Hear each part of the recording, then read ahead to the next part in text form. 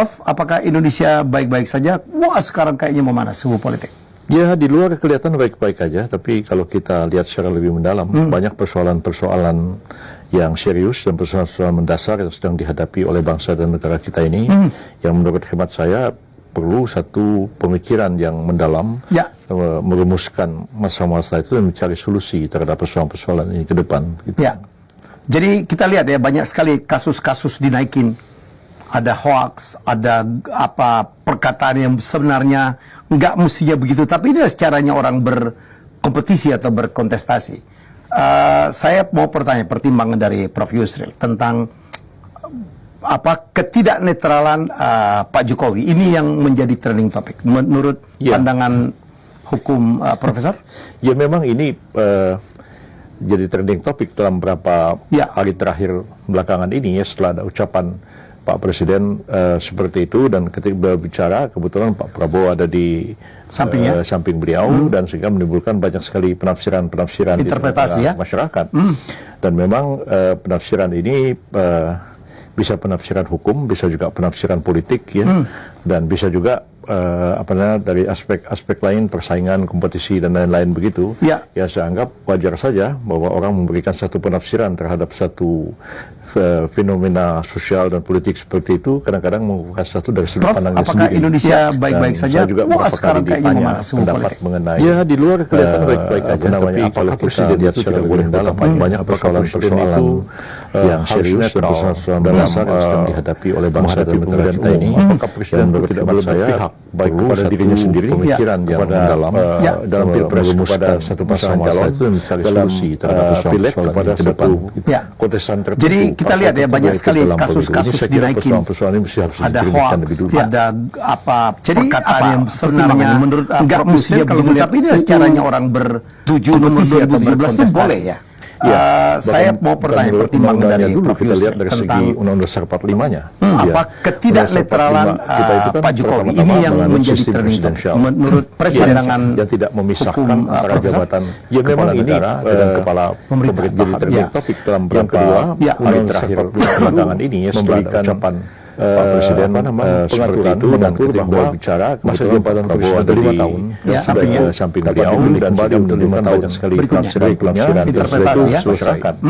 Dan memang penafsiran kita melihat bahwa Presiden bisa adalah kepala negara, bisa juga penafsiran politik ya. Jadi kadang-kadang bisa agak sulit memisahkan dari aspek lain, persaingan, kompetisi dan lain-lain begitu. Dipisahkan, saya anggap wajar saja orang memberikan satu penafsiran ataupun yang di Pertuan Agung Malaysia sosial dalam politik seperti itu, kadang-kadang mengubah satu dari sudut pandangnya sendiri. Ada tangan saya juga kita kan tidak hanya mendapat mengenai jadi itu yang pertama. Kedua, tidak boleh berkampanye. Apakah kemungkinan Presiden itu bisa harus netral dalam 5 tahun pertama dia menjabat pemilihan umum, terus dia maju untuk calon kepada dirinya sendiri, apakah dia tidak boleh berkampanye untuk dirinya sendiri kepada satu pasangan calon? Jadi kalau kita mengatakan Presiden tidak boleh kampanye, Presiden tidak boleh netral, tidak boleh memihak, meskipun saya kira kita sama dengan UD 45 ya. Jadi apa pertimbangannya menurut Prof. Yusril kalau melihat satu periode 6 tahun 7 nomor 2017 itu boleh ya? Kampanye untuk siapapun, termasuk kampanye undang-undangnya dirinya sendiri dari segi Undang-Undang Dasar 45-nya. Yang kedua, Dasar 45 kita itu kan pertama-tama menganut sistem presidensial sekarang dengan Bung Karno tahun 55 yang tidak memisahkan antara jabatan itu kita di bawah kepala negara kepala pemerintahan.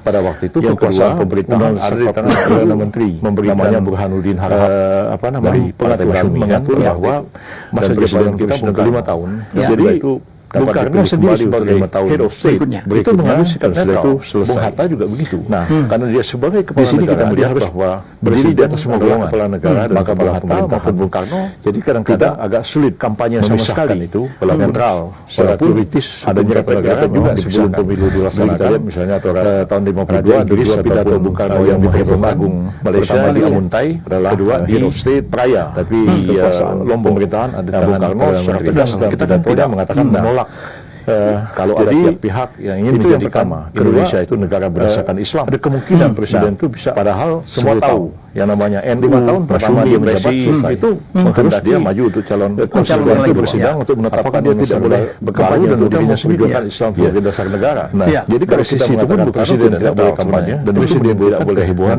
tidak boleh biasa atau meskipun diri sendiri. Jadi kita bisa amandemen UUD 45. Ya. Presiden itu 1 periode aja seperti Filipina sekarang. 1 periode 6 tahun selesai. Jadi dia tidak akan kampanye untuk siapapun, termasuk kampanye untuk dirinya sendiri. Itu yang pertama. Yang kedua,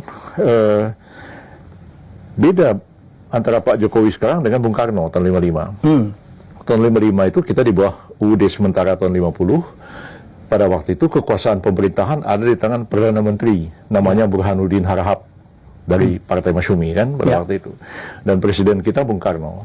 Jadi Bung Karno sendiri sebagai head of state itu mengambil sikap netral. Bung Hatta juga begitu. Karena dia sebagai kepala negara, dia harus berdiri di atas semua golongan.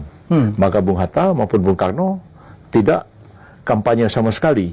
Netral. Walaupun ada nyerepet-nyerepet juga sebelum pemilu dilaksanakan. Tahun 52 ada 2 pidato Bung Karno yang menghebohkan. Pertama di Amuntai, kedua di Praia, di Lombok. Nah, Bung Karno secara tegas dalam pidatonya mengatakan menolak kalau ada pihak-pihak yang ingin menjadikan Indonesia itu negara berdasarkan Islam.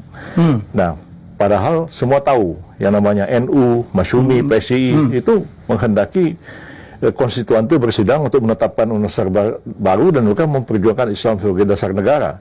Dari sisi itu pun Bung Karno tidak netral sebenarnya, dan itu menimbulkan kehebohan yang luar biasa tahun 1952. Jadi 3 tahun sebelum pemilu tahun 1995 itu.